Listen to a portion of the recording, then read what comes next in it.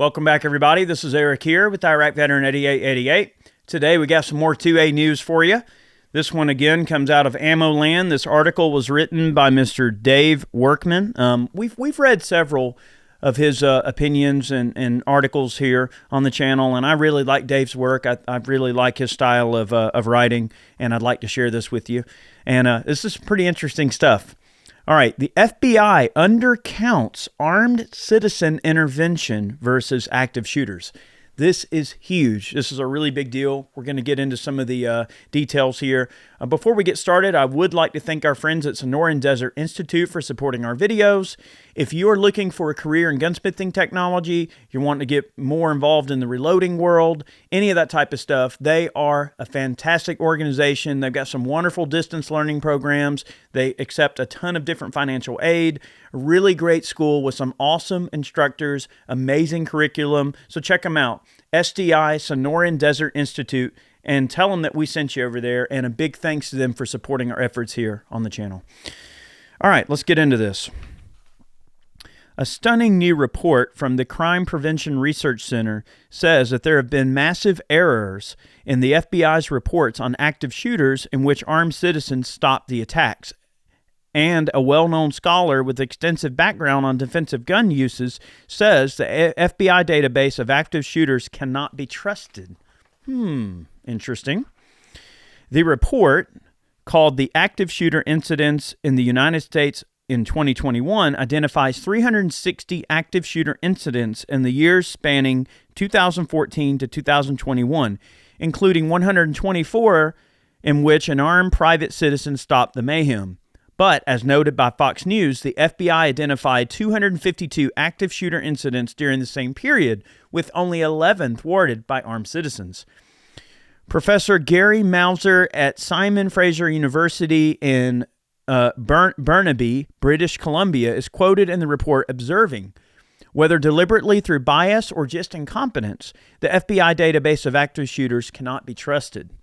The issue of defensive gun uses and active shooter misinformation was discussed at the Gun Rights Policy Conference by author and researcher John Lott, founder of the CPRC, now based in Montana.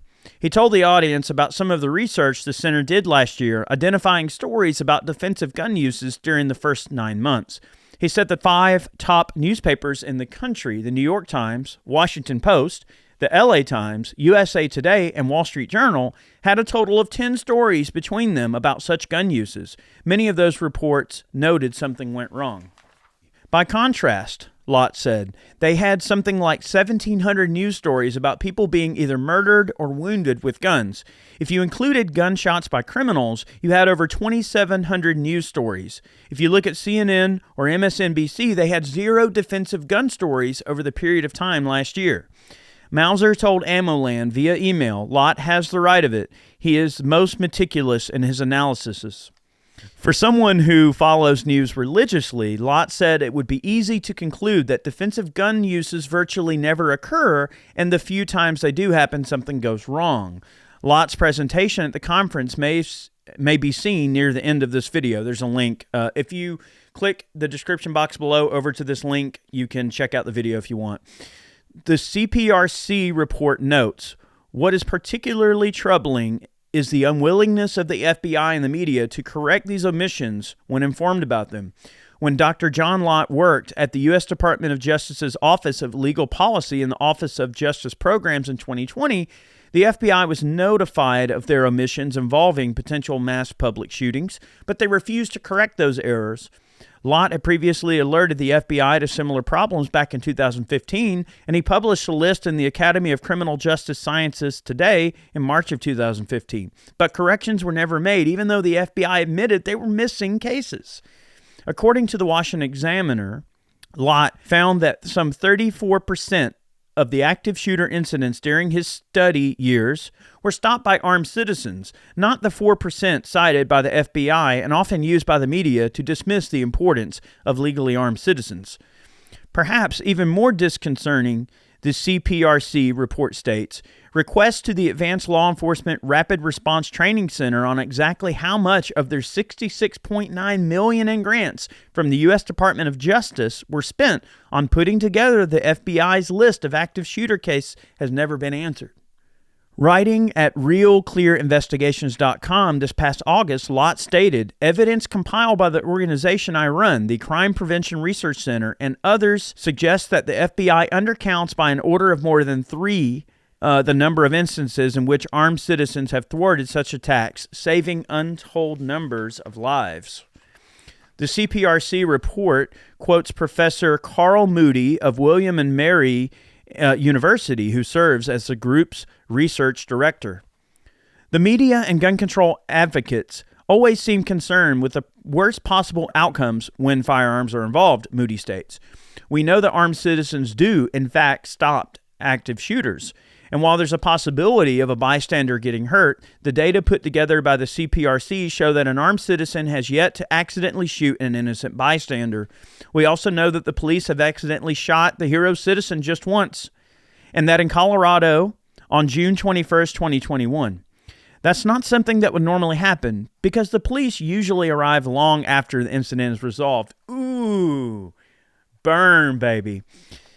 The Fox News report recalled the incident earlier this year at the Greenwood Mall in Indiana, where legally armed 22-year-old Elijah Dixon successfully stopped a would-be mass shooter just seconds after the killer opened fire in the mall food court area. At a distance estimated to be 40 yards, Dixon began firing 10 rounds, of which 8 hit the shooter, fatally wounding him. He was hailed a hero by Greenwood Police Chief James Eisen. However, the Fox story noted, liberal-leaning media outlets jumped on the story and downplayed it, arguing it is rare for a legal gun owner to stop a mass shooting. Some news stories pointed to the FBI data as evidence such instances are rare. But RealClearInvestigations.com has posted a list of armed citizen interventions overlooked or completely omitted from the FBI cases dating back to 2014. There are 25 incidents included on this list. Many in the firearms community believe such incidents go unreported because they do not fit the narrative that guns are bad and citizens with guns rarely use them properly to thwart mayhem. The situation may gradually change as more people than ever are licensed to carry defensive sidearms, and 25 states now allow permitless carry, so it probably cannot be accurately estimated just how many private citizens are legally packing. What does seem clear is that available data does not accurately reflect the number of times an armed citizen intervenes to prevent carnage. But if it continues to happen, neither the FBI or the media will be able to overlook or ignore such cases. Excellent work, Dave. Wonderful, wonderful work. And I agree. You know, all of this bias is completely set up purposely and with clear intent to change people's opinions about guns in a way that is not consistent with the facts. And that's a very telling situation about the FBI. I mean, look at all the things that the FBI has going on, right? I mean, they're essentially the arm of the Democratic Party to completely combat the will of political dissonance, you know, that are out there, right? So it's just crazy that they're being used as an arm that's almost like the KGB or the mafia or something like. They're being weaponized in this way. So how is it really impossible to believe that this is a purposeful and willful and intentful weaponization of their ability to, you know, change the narrative when it comes to the way people view guns? All right. Is that safe to say that if they, you know, reported all of this information accurately, and if the news reported the information accurately and consistently, right? If your news feed every day was filled with information about, oh, well, yeah, we saw where these gangbangers shot each other up on the streets of Chicago last night, and that's terrible, right? And that paints a very negative image of guns where people go, well, oh my gosh, why wouldn't we want to do something about guns when there's these poor people shooting each other every day? I mean, no one wants to see that. No one wants to see their children murdered on the street corner for all of social media to see. No one wants that. But if that narrative was, okay, sure, those things happen, but here, look at this situation where this young man stopped an active shooter, or this, grocery store owner in California shot some would-be attackers with a shotgun and defended his property. The list goes on. There are many situations where people use firearms perfectly capable ways to protect themselves all the time. Now, you're just not being fed the information and being given the whole story.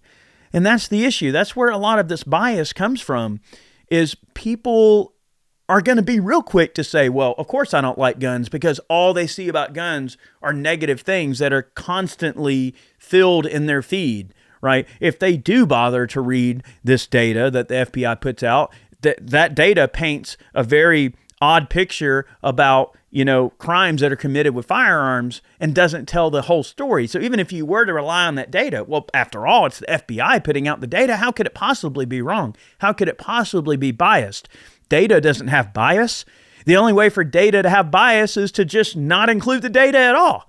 And that's exactly what they did, right? The question is, what are their intentions? I mean, you can't possibly want anything better for your society if you're trying to convince people that lawful gun ownership is somehow a problem. Or, in this case, that it doesn't even exist at all.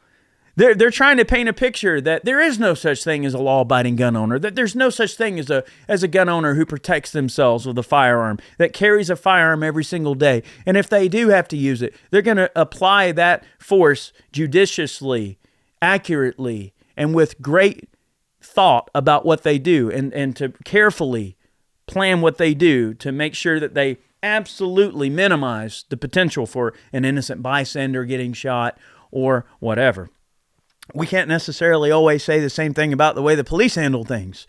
Sometimes it's kind of easy to go, well, I've got a badge and they're going to back me up or whatever. Now, without I'm not trying to paint things in any kind of a weird picture, but at the end of the day, I think if you were to analyze the data about who shoots who and how they do it, I think it'd be pretty clear to say that law enforcement probably expends more rounds to less effect and probably to a greater degree of collateral damage than civilians do. So there's that.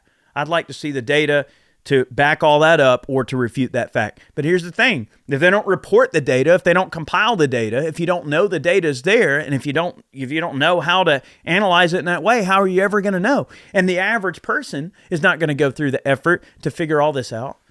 So this is just one of many, many, many transgressions that have been made against gun owners. It's like they're all in on it. The alphabet agencies are in on it. The media's in on it. I mean, they're going to parrot whatever narrative they think can make people hate guns. But there's light at the end of the tunnel. The light at the end of the tunnel is that people are waking up to all the bullcrap, okay? And never has there been a better time for people to understand what's at stake, right? Your ability to protect yourself is one of the most important human, natural rights that you have, is the right to self-preservation. And when you've got this government sending all this money all overseas to all these different countries, right? Notice how the U.S. arms all the people they want to support, and they try to disarm all the people that they don't support. Well, my question is, if foreign policy is dictated in such a lateral way, in such a literal way, and with such might of the military-industrial complex, not to mention the giant grift that's going on, that has the inklings of a money laundering operation, if you want to go there, the point is, if we're applying that doctrine fairly and openly, then why is our very own government trying to disarm us and trying to paint a picture that gun owners are bad people, that carrying a gun doesn't make a difference? Why would they be trying to disarm us? And this is our country. We live here. Why would we be disarmed? And they're doing all of this stuff all around the world, these proxy wars and stuff. It's just an interesting thing. I mean, look at all the billions of dollars in equipment that we left with the Taliban. They're going to arm them, give them 240s and 249s and freaking M16s and thermals and Black Hawk helicopters and MRAPs and freaking Humvees and all that, and no telling what else. But yet, they're going to paint this picture that gun owners carrying guns legally in our country don't matter, that they don't make a difference, and then try to hide from you the fact that they do make a difference. pretty telling. So thank you so much for tuning in. I hope you enjoyed today's video. Many more on the way. Make sure that you subscribe, click that notification bell. Thank you so much for supporting our effort. Again, a big thanks to SDI for supporting our efforts. Go check them out. A great school, great programs. Tell them we sent you. Many more videos on the way. I know we do a lot of the article reads, and we've gotten a lot of news that we're trying to share with you guys and a lot of opinions we're trying to interject. But at the end of the day, we do have a lot more gun stuff on the way. I promise. A ton. And you're going to love it. So don't worry. And hunting season's coming up. We've got a ton of great hunting footage to share with you. So I'm looking forward to it. This year is winding up pretty nicely. Thank you so much for being a part of what we do and watching our channel and continuing to support us. Have a good one. Many more videos on the way. We'll see you soon.